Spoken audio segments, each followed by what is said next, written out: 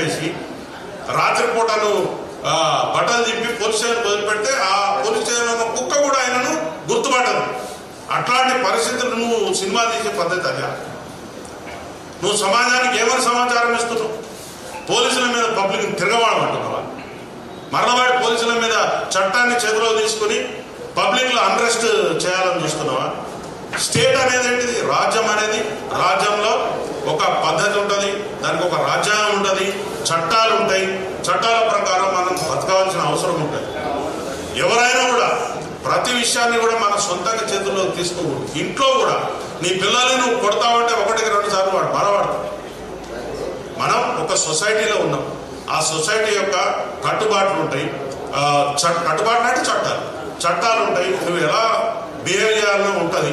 అవన్నీ తెలుసుకోవాల్సిన బాధ్యత ఉంటుంది.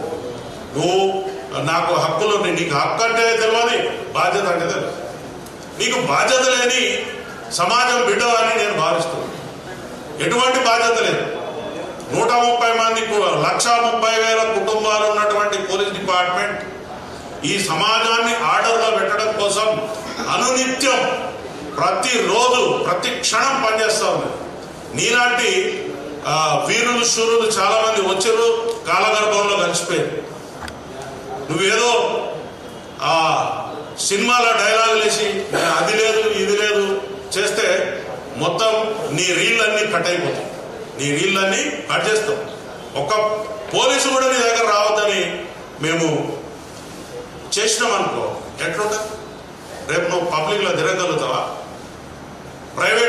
ప్రైవేట్ సైన్యాన్ని పైవాళ్ళని నల్ల బట్టలు వేసుకుని ఆయనకి ఏం తెలుసు? ట్రైనింగ్ చేసింది ఆయన. చట్ట ప్రకారం ఆయనకు ఉందా? చట్ట ప్రకారం ఆయనకు తుపాకులు పట్టుకుని నీ వెనకాల పబ్లిక్ని దొమ్మిలకు ఉసుకొల్పే అధికారం ఉందా మీకు? లేదు. చక్కగా సన్నాయి నొక్కుతా ఉన్నారు అక్కడ వచ్చి. మీరు అసలు రెస్పాన్సిబిలిటీ లేదు నీకు, పబ్లిక్ రెస్పాన్సిబిలిటీ లేదు.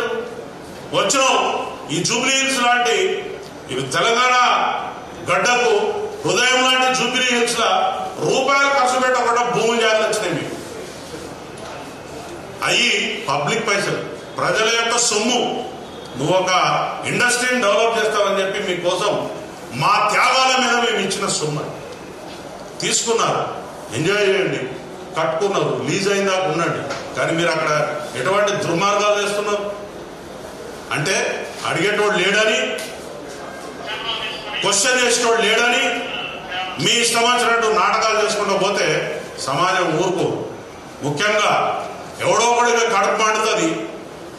దానికి తీవ్రంగా మీరు భారీ మూల్యం చెల్లించవలసి ఉంటుంది. చట్టం, యాక్ట్, చట్టం తెలుసుకుని చట్టాన్ని గౌరవిస్తూ చట్టం పరిధిలో ఉంటేనే ఈ దేశంలో పౌరుడవుతావు. లేకపోతే ఈ రాజ్యంలో నీకు ఎటువంటి స్థానం ఉండదు.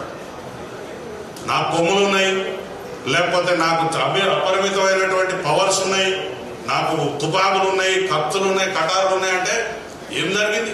మొన్న మీ సోదర సభ్యులు ఇచ్చిన తుపాకులు వాపసు ఉంచుకున్నారు. పబ్లిక్ అన్రెస్ట్ అయితే ఏమైంది? మీకు ఊర్లో వదిలిపెట్టి పారిపోవాల్సిన పరిస్థితి వచ్చింది. మీరు చక్కగా ఉన్నారు, మీరు కోర్టు తలుపు తట్టారు, మీరు కోర్టు యొక్క నిబంధనలను తూచా తప్పకుండా పాటిస్తూ మీరు చట్టబద్ధమైనటువంటి జీవితాన్ని గడిపితే ఎవరికి అభ్యంతరం లేదు. పొద్దున్న లేచి టీవీ పెట్టగానే వాడిని తిట్టాడు, వీడిని తిట్టాడు. ఏంటిదండి ఇది? What is this? We are in the society. నువ్వు ఏమనుకుంటున్నావు? నీ పైవానికి ఎవడి ముందు చూపిస్తున్నావు? నీ ఇంట్లో నీ కాంపౌండ్ లోపల చూపించాలి. ఎట్లా మీరు చట్ట పరిధిలో ఉన్నటువంటి అంశాల మీద స్పందిస్తారు? ఎట్లా మీరు ఇది కాదు అని చెప్తారు? మీ దగ్గర ఏమి ఏజెన్సీ ఉంది? ఈరోజు డెమోక్రసీకి దేవాలయం లాంటి మన అసెంబ్లీలో ఒక వ్యక్తి ఒక చిన్న కేసు గురించి 1 గంట ప్రజా ధనం వృధా అయిందనంటే మీరు ఈ రాష్ట్రాన్ని ఏ స్థాయిలో ఇబ్బంది పెడుతున్నారో అర్థం చేసుకోండి. అన్ని పనులు ఇచ్చిపెట్టుకుని ఇది ఇట్లాంటిది ఒక కామన్ కేసు. అది నువ్వు చట్టపరంగా నువ్వు నిర్దోషమైతే ముద్దాయి ఉన్నావు, నీకు ప్రొసీడింగ్స్ ఉంటాయి, దాని ప్రకారంగా నువ్వు వెళ్ళాలి, లా ప్రకారంగా నడుచుకోవాలి, తీపించుకోవాలి, నీ మీద కేసు లేదు. కానీ నువ్వు ఇట్లా పబ్లిక్లో రచ్చరచ్చ చేసి నేను డబ్బులు ఇస్తున్నా, ఎవడికి కావాలా నీ ముష్టి, ఎవడికి కావాలి నీ ముష్టి? నువ్వు 10 కోట్లు ఇచ్చి 50 కోట్లు ఇచ్చి 100 కోట్లు ఇచ్చినా పోయిన ప్రాణాన్ని తిరిగి తీసుకురాగలుగుతావా? మళ్ళా ఒక్కొక్కడు సన్నాయి నొప్పులు నొక్కుతా ఉన్నారు. పోలీసు వాళ్ళు మంచిగా ఉన్నంతసేపు మంచుకుంటారు. మాకు కానీ కష్టం కలిగి మమ్మల్ని కానీ తీవ్రమైనటువంటి మీ పదజాలంతో ఇబ్బంది పెట్టారంటే మాత్రం ఎక్కడెక్కడ ఏమేమి కట్ చేయాలని అన్ని కట్ చేస్తాం. Be careful my dear friends.